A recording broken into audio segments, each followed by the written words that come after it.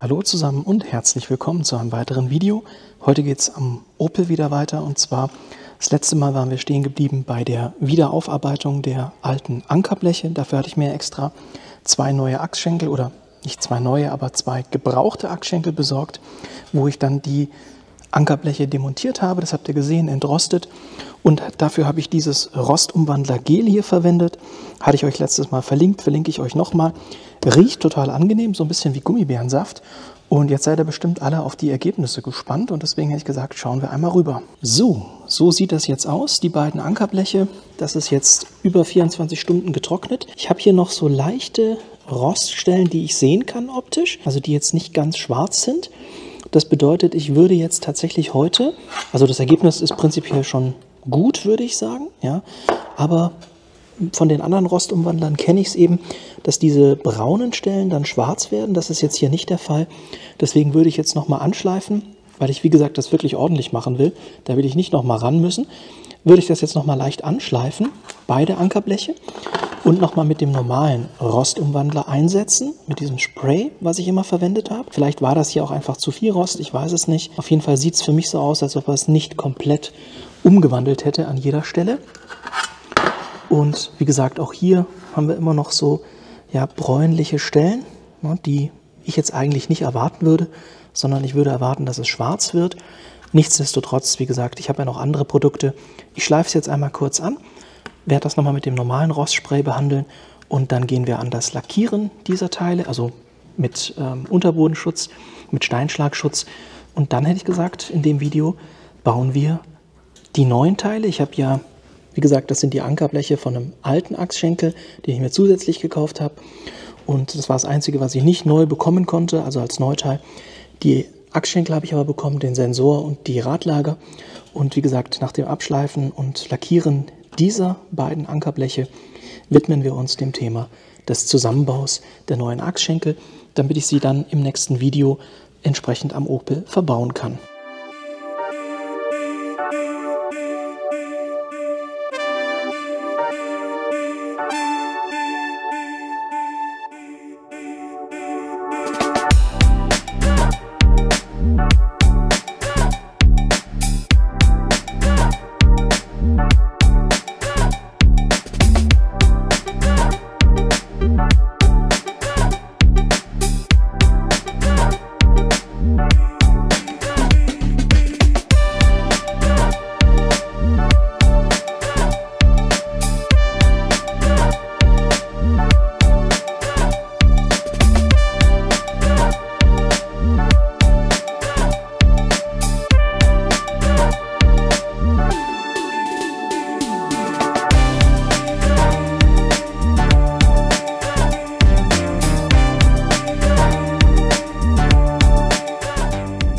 Jetzt geht es um den Zusammenbau des Achsschenkels.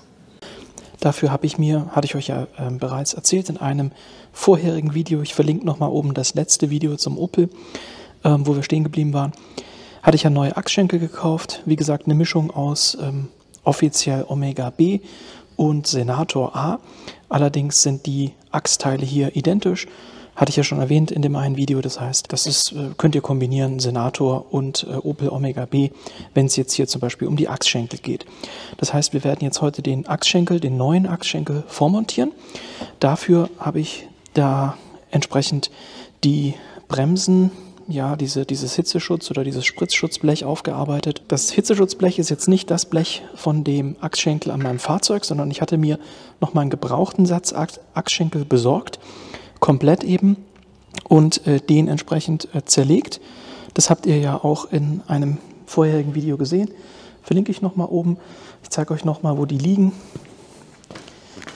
Das sind, wie gesagt, jetzt die Teile, die ich gebraucht gekauft habe. Die habe ich nur gekauft für eben diese Spritzschutzbleche, denn ich hatte es ja schon mal erwähnt, ich möchte eben den Achsschenkel, der ja bei mir im Auto drin ist und funktioniert, möchte ich nicht kaputt machen oder halt zerlegen und dabei kaputt machen. Deswegen habe ich mir hier diese gebrauchten bestellt, denn diese Spritzschutzbleche habe ich nicht neu gefunden, heißt, die musste ich halt aufarbeiten. Ihr kanntet ja schon die Vorarbeiten, die ich geleistet habe, und jetzt sind die Teile eben fertig. Ich finde das Ergebnis eigentlich sehr gut. So, und so sieht das dann fertig aus. Ihr habt jetzt gesehen, wie ich die eben entsprechend vorbereitet habe, angeschliffen und lackiert. So sieht das fertige Ergebnis aus. Ich bin damit sehr zufrieden.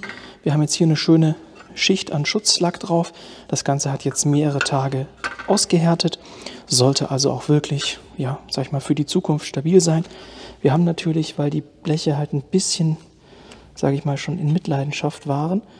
Und ich denke, ihr seht, das sind so leichte Rostlöcher. Damit muss ich jetzt eben leben, aber ich denke, für die nächsten 5 bis 10 Jahre sollte das funktionieren. Das heißt, das habe ich vorbereitet. Das kommt jetzt entsprechend hier auf den Achsschenkel so drauf. Die Löcher passen auch, ne, wie ihr sehen könnt. Die Verschraublöcher passen an allen 3 Stellen und eben auch die Löcher für die Aufnahme vom Bremssattel. Alles kein Problem. Hier kommt dann der ABS-Sensor rein, den habe ich ja auch neu, das passt. Bevor ich das jetzt im Zeitraffer final zusammenbaue, nochmal kurz der Ablauf. Also ich packe dann das Hitzeschutzblech oder Spritzschutzblech zuerst hier auf den Achsschenkel. Den Achsschenkel werde ich, diesen Splint oder halt diesen Dorn, werde ich entsprechend schön säubern und dann fette ich den ein mit hier so einem speziellen Lagerfett, Langzeitlagerfett. Das Radlager ist wartungsfrei. Danach, wenn ich das eingefettet habe, wie gesagt, montiere ich hier das Spritzschutzblech. Dann kommt das Radlager oben drauf. Das ziehe ich dann erstmal wahrscheinlich nur handfest an.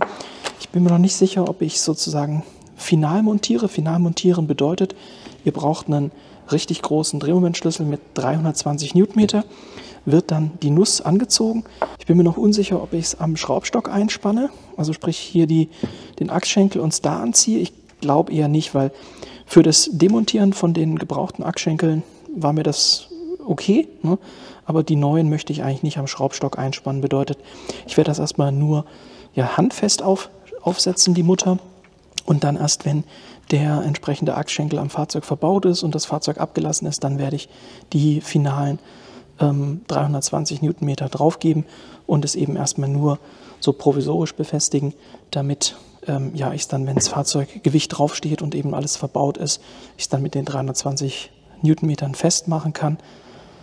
Vielleicht spanne ich es auch ein. Ihr werdet es dann im Zeitraffer sehen, muss ich mal gucken.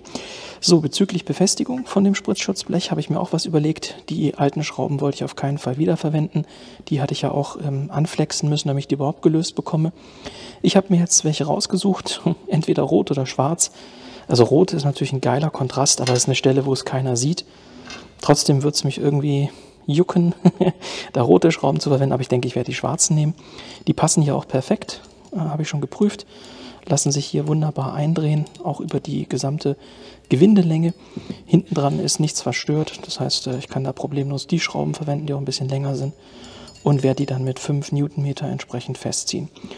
Das ist der Plan. Wie gesagt, den Dorn reinigen, den Dorn fetten oder erst das Hitzeschutzblech anbringen, das Spritzschutzblech und dann den Dorn fetten, je nachdem. Dann Radlager drauf, festziehen, das seht ihr jetzt im Zeitraffer.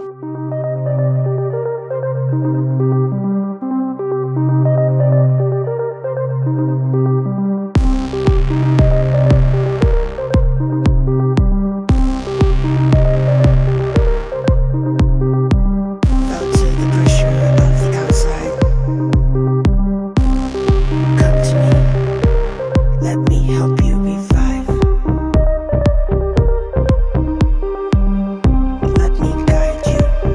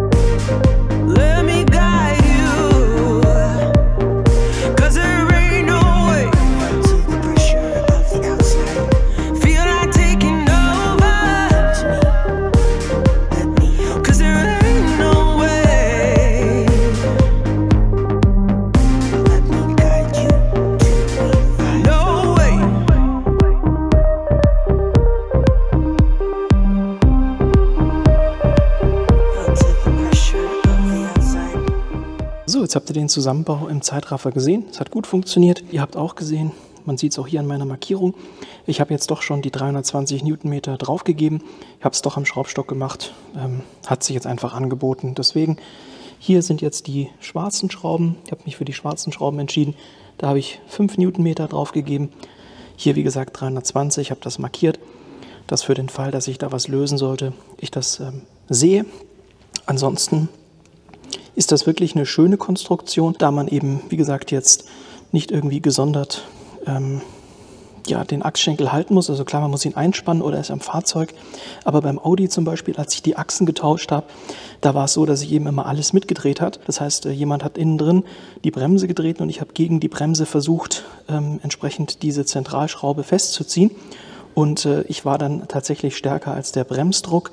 Da haben dann Leute gesagt, ja, Schraubenzieher irgendwo reinstecken und so in die Bremsscheibe. Aber das finde ich halt immer blöd, weil da wirken halt schon heftige Kräfte. Und nicht, dass sich was verzieht oder kaputt geht. Deswegen muss ich sagen, finde ich diese Lösung des Radlagers wirklich schön. Das ist einfach, der bewegliche Teil ist sozusagen in dem Radlager drin. Wir haben einen festen Dorn und können da problemlos eine Mutter draufsetzen. Das ist wirklich hervorragend. Da muss ich sagen, da hat sich ein Ingenieur Gedanken gemacht und das finde ich sehr gut. Das ist wirklich klasse. Somit wäre jetzt der erste Achsschenkel fertig.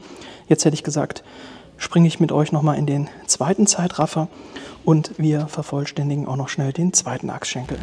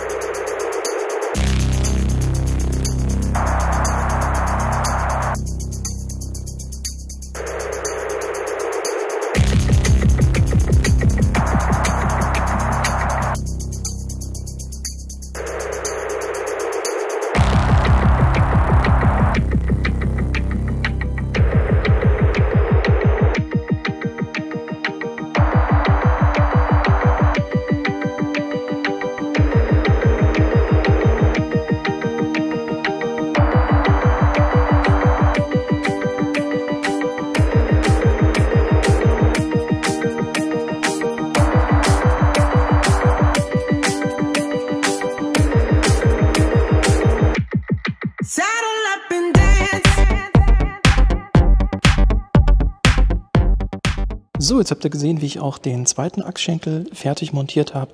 Gleiches Prinzip, habe ich jetzt einfach nur der Vollständigkeit nochmal reingeschnitten. Worauf ihr achten müsst, dieses längere Stück, das hatte ich glaube ich vorher nicht erwähnt, das muss auf die Seite, wo nachher die Spurstange eingesteckt wird. Das ist sozusagen einfach für euch als Orientierung, langes Stück Richtung Spurstangenhalterung, die hier drunter sitzt. Und wichtig ist eben auch, dass diese Beule nach außen guckt, also sozusagen vom Fahrzeug weg. In diese Richtung, wenn sie nach innen gucken würde, wäre es ja zum Fahrzeug hin. Also darauf einfach achten. Diese lange Seite an den Anschluss von der Spurstange und diese Beule muss eben sozusagen zu euch schauen. Jetzt habe ich hier einmal den nachgekauften ABS-Sensor, Raddrehzahlsensor aus den USA eingesteckt. Und wie wir sehen können, ich denke, man kann es sehen, die Abstände oder beziehungsweise das passt wirklich perfekt. Das geht hier schön drüber. In einem ganz knappen Abstand, aber es funktioniert, ohne dass was hängen bleibt. Das ist ideal. Das sieht sogar von der Passgenauigkeit besser aus als bei dem Gebrauchtssatz, den ich auseinandergebaut habe. Aber da kann es natürlich sein, weil das eben ein Gebrauchtssatz war, dass da vielleicht sogar schon ein bisschen Verschleiß war oder irgendwas. Ich weiß es nicht, aber wirklich hervorragend. Also wenn der nachher am Ende auch noch das gleiche Signal rausgibt, aber ich gehe mal davon aus, der hat ja nur 2 Pole. Das wird ja hoffentlich nicht anders sein. Wie gesagt, der Cadillac Catera hat ja eigentlich nur ein anderes Badge und ist trotzdem der Opel Omega. Also da bin ich relativ zuversichtlich. Und wie gesagt, ja, ich meinte ja schon, der Mechanismus ist echt cool, um das zu montieren, das ist super. Habe jetzt auch hier, wie gesagt, beide entsprechend markiert, dass ich das mit Drehmoment angezogen habe. Was ich jetzt off-camera noch mache, ist hier diesen Rand von den Verschlusskappen, dass ich den ein bisschen säuber, also entroste und dann die Kappen wieder aufsetze. Das mache ich aber erst ganz am Schluss, wenn die entsprechenden Achsschenkel montiert sind. Bedeutet, fürs heutige Video sind wir durch. Ich hoffe, es war was Hilfreiches dabei. Im nächsten Video möchte ich dann die Achsschenkel entsprechend montieren. Dann vielleicht auch die Bremse noch draufsetzen, weil wir waren ja jetzt schon relativ weit. Wir haben ja den Bremssattel, den schwimmend gelagerten Bremssattel haben wir ja schon getauscht. Das heißt, wenn ich jetzt den originalen Achsschenkel abbaue, gegen meinen aufbereiteten ersetze, das wäre dann der hier, den Sensor tausche und eben Bremsscheibe aufstecke, die neue, das müssten wir eigentlich im nächsten Video hinbekommen. Ich will es jetzt nicht versprechen, aber das ist jetzt mal das, was ich mir vorgenommen habe. Eben an der Fahrerseite Achsschenkel auf die aufgearbeitete Version umbauen und eben noch die Bremsscheibe und die Bremse final montieren, sodass wir uns dann mal zumindest eine Seite final angucken können. Und dann mache ich die andere Seite in Stillarbeit. Irgendwann übernächstes Video, also eher übernächstes oder übernächstes Video, würden wir dann entsprechend die ganzen Teile am Fahrzeug vorne an der Vorderachse mit Drehmoment festziehen, wenn ich dann eben auch in Stillarbeit den zweiten Achsschenkel verbaut habe. Aber wie gesagt, das ist jetzt Zukunftsmusik. Beim nächsten Video schauen wir erstmal, dass wir den aufbereiteten Achsschenkel inklusive aller neuen Komponenten, abgesehen von der Bremsleitung, die habe ich ja ausgenommen, dass wir die dann fertig montiert bekommen. Wie gesagt, ich hoffe, es war was Hilfreiches dabei. Würde mich freuen, wenn ihr auch im nächsten Video wieder mit einschaltet. Bis dahin euch eine gute Zeit und ciao.